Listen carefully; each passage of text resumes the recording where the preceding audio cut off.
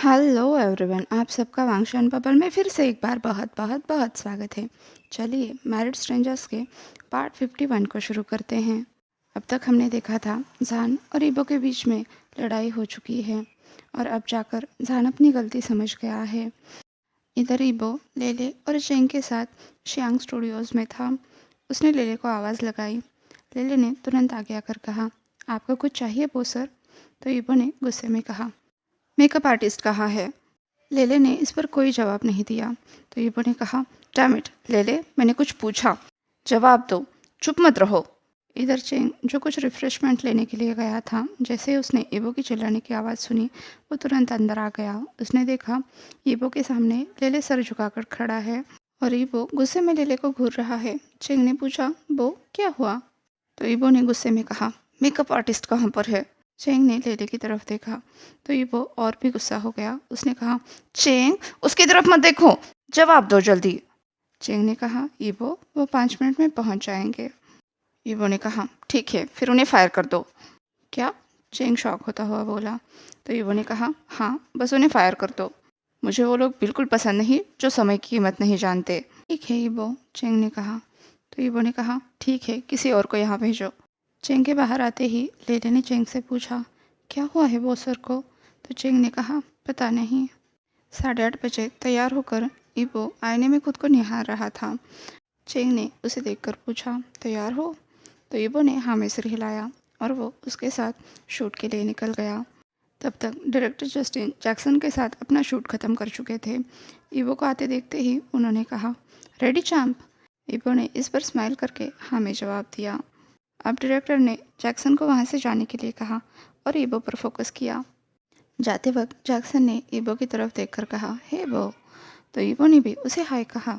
Jackson तो shock हो गया, पहली बार ईबो ने उसे जवाब दिया था। पर इससे पहले कि वो आगे कुछ बोले, ईबो वहाँ से जा चुका था। अब ईबो का भी इंडिविजुअल शूट खत्म हो चुका था। डायरेक्टर जस्टिन ने दोनों को उनके फ़ोटोशूट का रिजल्ट देखने के लिए बुलाया। साथ में उनकी तारीफ भी की। तुम दोनों ने बहुत बढ़िया काम किया। थैंक्स सर, दोनों ने मुस्कुराकर कहा। अब डायरेक्टर जस्टिन ने कहा, अब तुम दोनों को एक साथ पोज करना है। उसके बाद तुम्हारे एक्ट्रेस के साथ फ़ोटोशूट होगा। तो क्या तुम तैयार हो? डायरेक्टर जस्टिन ने पूछा। जैक्सन ने हाँ में जवाब दिया, पर ईबो अभी भी कंफ्यूज था, जिसे देखकर डायरेक्टर जस्टिन ने पूछा, तुम्हारे बारे में क्या चाम? ईबो पहली बार कहीं ना कहीं अनकंफर्टेबल हो रहा था। उसके साथ ऐसा पहले कभी नहीं हुआ था। ये ख्याल आते ही उसकी भौहें सिकुड़ी। शायद ईबो का डायरेक्टर जस्टिन की बात पर ध्यान नहीं होगा। ये सोचकर जैक्सन ने ईबो के कंधे पर टैप करते हुए पूछा, बो तुम ठीक हो ना? तभी वो अपने ख्यालों से बाहर आता हुआ बोला, क्या हुआ जैक्सन? जैक्सन की सोच सही थी। ईबो ने सच में डायरेक्टर की बात नहीं सुनी थी। जैक्सन ने कहा, वो डायरेक्टर पूछ रहे हैं तुम तैयार हो? अब ईबो गल्प करता हुआ बोला, हाँ। अब डायरेक्टर ने भी स्माइल करके कहा, तो चलो फिर शुरू करते हैं। अब दोनों के कुछ नॉर्मल फ़ोटोज़ क्लिक करने के बाद डायरेक्टर जस्टिन ने कहा, चलो अब कपल शूट की बारी है। पर इन सब बातों पर ईबो का अभी भी ध्यान नहीं था। जैक्सन यही सोच रहा था कि ईबो के साथ आखिर हुआ क्या है, पर अभी इस सब पूछने के लिए सही वक्त नहीं था। इसलिए जैक्सन ने कुछ समय बाद उससे पूछने का तय किया। तभी डायरेक्टर ने कहा, अब ईबो के दोनों तरफ अपने हाथ रखो और ईबो तुम जैक्सन के फेस पर अपना हाथ रखो। ये बात सुनते ही ईबो को ऐसा लगा किसी ने बर्फीले पानी से भरी बाल्टी उस पर उंडेल दी है। पर उसे असली झटका तो तब लगा जब उसने जैक्सन को अपनी तरफ आते हुए देखा। एक पल के लिए तो ईबो को ऐसा लगा जैसे जान ही उसकी तरफ चलकर आ रहा है। उसने अपनी आंखें बंद कर ली। कुछ ऐसा ही उन दोनों के कपल शूट में हुआ था। जान ने ईबो को अपने बाहों में कैद कर लिया था और ईबो ने अपना हाथ जान के फेस पर रखा था, जिससे जान के चेहरे पर बहुत प्यारी स्माइल आई थी। जान की वो मुस्कान याद आते ही ईबो को अचानक से एहसास हुआ कि उसे इतना अनकंफर्टेबल क्यों लग रहा है, क्योंकि वो आज अपने हस्बैंड के साथ नहीं था, वो किसी पराये लड़के के साथ था। इधर ईबो को आंखें खोलते देखकर जैक्सन को और भी कॉन्फिडेंस आ गया। वो और भी ईबो की तरफ झुका, पर ईबो समझ चुका था ये सही नहीं है। उसने तुरंत जैक्सन को धक्का दे दिया। उसकी आंखें भर आई थी। उसने कहा, सॉरी, पर मैं ये नहीं कर सकता। ईबो के आंसू बहने लगे थे। वो तुरंत वहाँ से भाग गया। चेंग सुबह से ईबो को नोटिस कर रहा था। जब उसने देखा ईबो रो रहा है, वहाँ से भाग रहा है, वो तुरंत ईबो के पीछे जाने लगा, पर जैक्सन ने उसे रोक लिया। क्या हुआ जैक्सन? चेंग ने पूछा। तो जैक्सन ने कहा, क्या बात है, क्या ईबो के साथ कुछ हुआ है? तभी डायरेक्टर जस्टिन ने भी पूछा, हाँ मिस्टर लिू, प्लीज़ बताने का कष्ट करेंगे कि मिस्टर वांग ईबो के साथ क्या हुआ है। हमने पहले कभी उसे इस तरह से बर्ताव करते हुए नहीं देखा। चेंग ने परेशान होते हुए कहा, मुझे भी पता नहीं है डायरेक्टर जस्टिन, मैं पता लगा कर आता हूँ। हाँ, ये अलग बात है कि वो इतनी आसानी से बताएगा नहीं। जैक्सन ने कहा, ठीक है, उसका ख्याल रखना। परेशानी के लिए माफ़ी चाहता हूँ, चेंग ने कहा। तो डायरेक्टर जस्टिन ने कहा, कोई बात नहीं मिस्टर लियो, आप पहले ईबो का ख्याल रखिए। यस डायरेक्टर, कहकर चेंग वहाँ से ईबो के पास आया। इधर ईबो चेंजिंग रूम में पहुँच गया था और फर्श पर लेटकर बिल्कुल बच्चों की तरह रो रहा था। उसे तो ये समझ नहीं आ रहा था, वो इतना अनप्रोफेशनल कैसे हो सकता है। क्या होगा अगर एक क्लिप वायरल हो गई? इस वक्त वो कोई स्कैंडल नहीं चाहता था। जैक्सन और वो साउथ कोरिया से एक दूसरे को जानते हैं, जब भी वो महज एक ट्रेनी था। उसे बार बार डायरेक्टर जस्टिन का वो शॉक फेस याद आ रहा था। ये सब बातें उसके दिमाग में घूमती जा रही थी, रुकने का नाम नहीं ले रही थी। ईबो बस वहाँ से भाग जाना चाहता था, किसी के बाहों में छुपना चाहता था। तभी उसके फ़ोन पर एक मैसेज का नोटिफिकेशन आया। ईबो ने उस तरफ देखा। वो उनके कपल फ़ोटोशूट का रिजल्ट था। साथ में डायरेक्टर शियांग ने नीचे लिखा था, तुम दोनों एक साथ बहुत अच्छे लग रहे हो। जब ईबो ने उसके और जान के फ़ोटोज़ देखे, उसे थोड़ा सा बेहतर लगने लगा। जान का चेहरा देखते ही उसका रोना बंद हुआ। वो अचानक से शांत हुआ। अब वो बस एक ही चीज़ चाहता था, उसका ओल्ड मैन, उसके गगो। पर कहीं ना कहीं उसे डर भी लग रहा था। कल जो कुछ भी हुआ उसके बाद क्या वो जान के पास जा सकता है? कल उसने अपने गगो से भी ज़्यादा अपने काम को इम्पोर्टेंस दी, जिसके बाद गगो उससे रूठ गए। इसीलिए तो गगो के पास न होने पर उसे नाइटमेयर भी आए। उसने कितनी देर तक गगा का इंतज़ार किया, पर वो लौटे ही नहीं। वो ज़रूर बहुत गुस्सा होंगे। सुबह भी गगा उससे मिलने नहीं आए, जिस काम के लिए उसने अपने गगा को मना किया था। अब वो पूरी तरह से बिगड़ चुका था और वो वापस अपने गगा के पास जाना चाहता था। पर क्या उसका जाना सही रहेगा? क्या गगा उससे बात करेंगे? अचानक से उसकी रूह कांप गई। उसकी आंखों से फिर से एक बार आंसू निकलने लगे। पर तभी गगा की एक बात उसे याद आ गई, मैं हमेशा तुम्हारे साथ रहूँगा ईबो, इसलिए अब से इस बात की आदत डाल लो। तुम मेरे साथ सब कुछ शेयर कर सकते हो। मैं हमेशा तुम्हारे साथ रहूँगा। मैं पूरी ज़िंदगी तुम्हारे साथ रहूँगा वो। अचानक से ईबो की हिम्मत वापस आ गई। उसने कहा, मुझे गगा चाहिए। ईबो ने अब हिम्मत करके अपने आंसू पोंछे, कपड़े बदले और दरवाज़ा खोला। सामने चेंग और लेले पहले से ही उसका इंतज़ार कर रहे थे। चेंग अभी अभी डायरेक्टर से बात करके लौटा था। वो दरवाजे पर नॉक करने ही वाला था, तभी ईबो ने दरवाज़ा खोला। ईबो की रुआंसी शक्ल देखकर चेंग पहले ही शॉक हो चुका था। इससे पहले कि वो ईबो से कुछ पूछे, ईबो ने लेले से कहा, लेले, कार कीज़। लेले ने कहा, बट बोसर, प्लीज़ लेले। ईबो ने कहा। अब लेले ने चेंग की तरफ देखा। चेंग ईबो की हरकतों से सब कुछ समझ चुका था। उसने बस हाँ में सर हिलाया, तो लेले ने तुरंत ईबो के हाथ में कार कीज़ रखी। बिना कुछ कहे ईबो तुरंत वहाँ से चला गया। उसके जाने के बाद लेले ने चेंग से पूछा, सर, बोसर कहाँ जा रहे हैं? चेंग ने कहा, उसके घर। लेले ने कन्फ्यूज़ होकर चेंग की तरफ देखा, तो चेंग ने मुस्कुराकर कहा, तुम समझ जाओगे। चलो अब उसके पीछे चलते हैं, कहीं रोते रोते वो कोई नई मुसीबत ना खड़ी कर दे। 11 बजे ईबो शाह कॉरपोरेशन के पर्सनल पार्किंग में खड़ा था और अपने आप से कह रहा था, पोपो, तुम कर सकते हो। अभी वो पर्सनल पार्किंग से सीधा जान के ऑफिस आ गया, 80वें माले पे। ऑफिस के अंदर कदम रखते ही वो शॉक हो गया, क्योंकि ऑफिस तो खाली था। ओल्ड मैन, ईबो ने आवाज़ लगाई, पर उसे कोई जवाब नहीं मिला। अब कहीं ना कहीं ईबो के मन में डर बैठने लगा था, पर उसने उसे किनारा करते हुए थोड़ी और ज़ोर से आवाज़ लगाई, सैनगा। फिर से कोई जवाब नहीं। अभी वो टूटने की कगार पर ही था। तभी दरवाज़ा खुलने की आवाज़ हुई। ईबो के अंदर फिर से एक उम्मीद जाग गई। उसने टिमटिमाती आंखों से तुरंत पीछे मुड़कर देखा। अब फिर से उसकी हिम्मत जवाब देने लगी थी, क्योंकि दरवाजे पर निंग खड़ा था, जो अचानक से ईबो को वहाँ देखकर शॉक हो चुका था। निंग ने ईबो को ग्रीट किया तो ईबो ने पूछा, झानका कहाँ पर है? निंग ने कहा, मिस्टर शाह तो मीटिंग रूम में है। निंग को कुछ समझ आए इससे पहले ही ईबो वहाँ से निकल चुका था।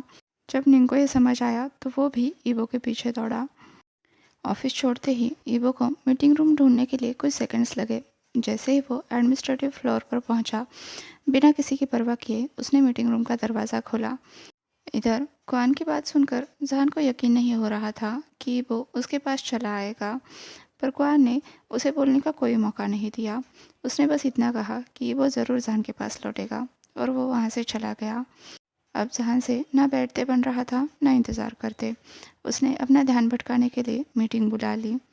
वो फाइनेंस डिपार्टमेंट के साथ अगले 3 महीने के रेवेन्यू पर डिस्कस करना चाहता था। अभी इस मीटिंग में सारा डिस्कशन पीक पर था। तभी जहान को फील हुआ किसी ने दरवाज़ा खोला है। उसे ये बात बिल्कुल पसंद नहीं थी कि उसकी मीटिंग को कोई डिस्टर्ब करे, पर जैसे ही दरवाज़ा खुला उसने ईबो को देखा और सब कुछ वही का वही थम गया। जहान अपने चेयर पर बैठा इतना शॉक हो चुका था कि उसे कुछ भी समझ नहीं आ रहा था। उसने बस ईबो को अपनी तरफ दौड़ते हुए देखा और उसने अपनी बाहें खोल ली और ईबो ने भी जहान को बाहें खोलते देखकर तुरंत उसकी गोद में अपने आप को छुपा लिया। क कहते हुए ईबो जहान का कोट टाइटली पकड़कर जहान की बाहों में खुद को छुपाता हुआ जोर जोर से रोने लगा। इधर कुआन ने जैसे ही ईबो को मीटिंग रूम में एंटर करते हुए देखा, उसने तुरंत वहाँ से सबको जाने के लिए कहा। मीटिंग रूम पूरी तरह से खाली हो गई। अब जहान और ईबो को प्राइवेसी की ज़रूरत थी, पर जाने से पहले सब इस बात के साक्षी हो चुके थे कि उनके सीईओ के गोद में कोई तो आकर बैठ चुका है। इधर ईबो को कल रात के बाद अब जाकर अपनी वार्मथ वापस मिली थी। उसका रोना रुकने का नाम ही नहीं ले रहा था और जहान उसके पीठ पर हाथ फिराते हुए पूछ रहा था, लव क्या हुआ? पर ईबो ने जहान को और भी टाइटली पकड़ते हुए और ज़ोर से रोना शुरू किया। जहान ने पूछा, वो क्या किसी ने तुमसे कुछ कहा है? जहान को लगा पिछली बार की तरह इस बार भी ईबो इसी वजह से उसके पास रोते हुए आया है। पर जहान को जवाब देने के बजाय ईबो ने अपनी पकड़ और भी मजबूत कर ली। जहान ने पूछा, क्या मेरी वजह से लव? ईबो ने अचानक से जहान की तरफ देखा। उसकी आंखें पूरी लाल हो चुकी थी। उसने कहा, मुझे लव मत कहो। अब जहान के दिल में भी वही दर्द उठने लगा था। उसने कहा, पर क्यों? ईबो ने कहा, तुमने मुझे फिर से अकेला छोड़ दिया, मुझे रुलाया, बहुत बुरे हो। जहान की चेस्ट में छुपकर ईबो फिर से एक बार रोने लगा। लव। जहान ने उसे शांत करने की कोशिश की, पर ईबो ने उसे बात ही नहीं करने दी। उसने कहा, वो वो डरा हुआ था, तुम तुम नहीं थे, वो तुम्हें देखना चाहता था, तुम्हारा इंतज़ार कर रहा था, सुबह भी तुम नहीं आए। जहान को अब ईबो के दर्द का भी एहसास होने लगा। उसने ईबो को और टाइटली पकड़ते हुए कहा, सॉरी बेबी, गगा सच में सॉरी है। गगा ने ईबो को रुलाया ना? जहान की आवाज़ से ईबो अचानक से रोते हुए रुक गया। उसने जहान की तरफ देखा तो जहान की आंखों से आंसू निकल रहे थे। जहान ईबो की हालत देखकर बहुत दर्द में था। उसने कभी नहीं सोचा था कि कभी वो भी ईबो की परेशानी का कारण बनेगा। उसकी वजह से ईबो इतना रोएगा। अब जहान सॉरी कहता हुआ ईबो के माथे पर किस करने लगा। ईबो को अपनी वार्मथ वापस मिल चुकी थी। वो बुदबुदा रहा था, काका, बब्बू को छोड़कर मत जाना। उसने अभी भी जहान का शर्ट टाइटली पकड़ के रखा था। जहान भी कह रहा था, काका बब्बू को छोड़कर कभी नहीं जाएंगे। तभी जहान को एहसास हुआ कि ईबो का रोना बंद हो चुका है। यहाँ तक कि उसकी तरफ से कोई रिस्पांस भी नहीं आ रहा है। उसने देखा ईबो कब का सो चुका है। ईबो को सुकून से सोता हुआ देखकर जहान के चेहरे की मुस्कान वापस आ गई। पिछले 2 दिन से जितना भी स्ट्रेस उसने लिया था, अपनी नींद तक पूरी नहीं की थी, वो सब अब उसका दिमाग भारी कर चुके थे और ईबो के साथ होने से वो भी रिलैक्स हो चुका था। अब जहान ने भी अपनी आंखें बंद कर ली। मीटिंग रूम फिर से एक बार पूरी तरह से शांत हो चुका था। कांच के दरवाजे से कोई उन दोनों को देखते हुए बोला, फाइनली दोनों ने अपना ठिकाना पा लिया। वो चेंग था जिसके पास ही कुआन खड़ा था, जिसने स्माइल करके कहा, उनका घर उन दोनों की बाहों में है। क्वान ने चेंग के कंधे पर हाथ रखकर उसे अपनी तरफ खींच लिया तो चेंग क्वान की चेस्ट से टकराया और उसकी तरफ घूर कर देखने लगा। क्वान ने झुककर मुस्कुराकर उसके नाक पर किस किया और कहा, जैसे कि तुम मेरा हो। इस बात पर पिघलने के लिए चेंग को 1 सेकंड में नहीं लगा। उसने भी क्वान के चिक्स पर किस करते हुए कहा, और तुम मेरा हो। क्वान ने हंसकर कहा, तो चलो चले। चेंग ने पूछा, कहाँ? क्वान ने चेंग का कन्फ्यूजन समझते हुए कहा, तुम्हें रिलैक्स करने के लिए। जानता हूँ तुम सुबह से ईबो के लिए परेशान हो, तुम्हें भी तो आराम की ज़रूरत है ना। इस बात से चेंग के चेहरे पर भी मुस्कुराहट आ गई। ठीक है, उसने कहा। अब क्वान ने हमारे सानी कपल की तरफ देखकर कहा, जब वो जगेंगे उन दोनों को खाना खिलाना पड़ेगा, क्योंकि दोनों ने भी अपने झगड़े का गुस्सा अपने खाने पर जो निकाला था। श्योर हनी, चेंग ने कहा और वो क्वान के साथ चला गया। इधर ईबो अभी भी जान की बाहों में सोया हुआ था। अचानक से उसे एहसास हुआ उसके ऊपर जो जान की पकड़ थी वो बहुत ही टाइट हो चुकी है, इतनी कि उसे सांस भी नहीं ली जा रही। तो उसने जान के चेस्ट पर पंच करते हुए कहा, काका वो सांस नहीं ले पा रहा। जान ने अपनी पकड़ थोड़ी ढीली करते हुए कहा, ठीक है बोबो। ईबो वापस गहरी नींद में जाने ही वाला था, तभी उसे अपने चेहरे पर गीलेपन का एहसास हुआ। तब उसने पाया जान तो अभी भी रो रहा है। उसने चौंक कर जान की तरफ देखा तो जान बुदबुदाया, काका सॉरी है बोबो। ईबो ने तुरंत आंखें खोलकर जान की तरफ देखा जो उसे बड़े प्यार से देख रहा था। जान ने कहा, कैसे हो माय लव। पर जान को जवाब देने की बजाय ईबो तुरंत वहाँ से उठ गया। जान को इसकी बिल्कुल उम्मीद नहीं थी। उसने पूछा, क्या हुआ लव। ईबो ने गुस्से में कहा, मैं तुम्हारा लव नहीं हूँ। उसने दूसरी तरफ चेहरा घुमाया। जान ने कहा, ऐसा क्यों कह रहे हो। तो ईबो ने कहा, तुम खुद समझ जाओ। जान ने पूछा, क्या लव अब भी अपने ओल्ड मैन से गुस्सा है। जान ने ईबो को अपनी तरफ खींचने के लिए अपना हाथ आगे बढ़ाया तो ईबो ने उसे दूर हटते हुए कहा, हाँ, और मैं तुम्हारे पास नहीं आऊँगा क्योंकि मैं अब भी गुस्सा हूँ। ईबो अपनी छाती पर हाथ क्रॉस करके खड़ा था, जैसे वो ये दिखा रहा था कि वो कितना सीरियस है। जान को भी समझ आ गया ईबो को वापस से अपनी बाहों में पाना इतना आसान नहीं होगा। उसने फिर से एक बार उसे पुकारा, लव। ईबो ने घूर कर जान को देखा तो जान ने एक बात गांठ बांध ली, वो इस शब्द का भी इस्तेमाल नहीं कर सकता, इससे ईबो और भी इरिटेट हो रहा है। उसने कहा, मिस्टर शावांग ईबो। पर ईबो ने तो गुस्से में अपना सर और भी ऊपर किया। ईबो की हरकत देखकर जान मुस्कराया। उसने फिर से एक बार उसे पुकारा, मिस्टर शावांग। ईबो ने कोई रिस्पॉन्स नहीं दिया। जान ने फिर से कहा, मिस्टर वांग ईबो। कोई जवाब नहीं। ईबो, जान ने पुकारा। अब उसका दिल बैठने लगा था। पोपो, जान ने कहा। अब उसकी आंखें भरने लगी थी। उसने कहा, डार्लिंग प्लीज़ कवर की तरफ देखो। पर ईबो ने अब भी जान की तरफ नहीं देखा। वो जान को सज़ा देना चाहता था, उसे छोड़कर जाने के लिए। अब जान लिटरली अपने घुटनों पर आ चुका था। उसने कहा, लो प्लीज़ मेरी तरफ देखो। जान की आवाज़ सुनकर ईबो तुरंत उसके पास दौड़ा। उसने कहा, ओल्ड मैन क्या हुआ। ईबो से दूर होने के दर्द को जान पहले ही बड़ी मुश्किल से झेल रहा था। अब उसे और सहा नहीं जा रहा था। वो टूट चुका था और ईबो अब भी उसे इग्नोर कर रहा था। ये देखकर जान रोने लगा था। वो रोते हुए बोला, काका सॉरी है लव। ईबो गुस्सा तो ज़रूर था, पर उसने जान को इस तरह से टूटते हुए नहीं देखा था। वो जान को संभालने ही वाला था, तभी जान ने कहा, गगा को माफ़ कर दो वो। कल गगा तुम पर चिल्लाए, वो बहुत सॉरी है।